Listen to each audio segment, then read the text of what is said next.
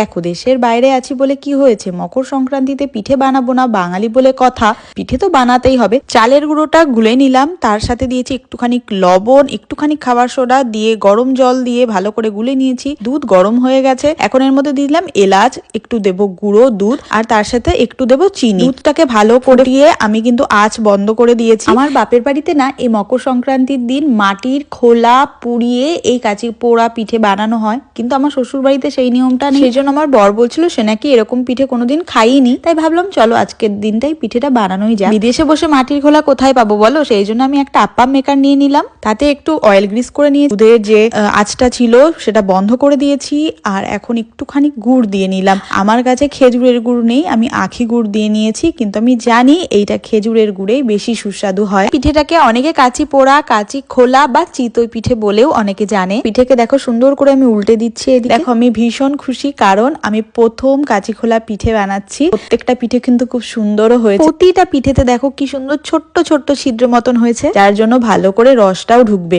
এখন প্রতিটা পিঠেকে আমি দুধের মধ্যে চুবিয়ে রাখছি।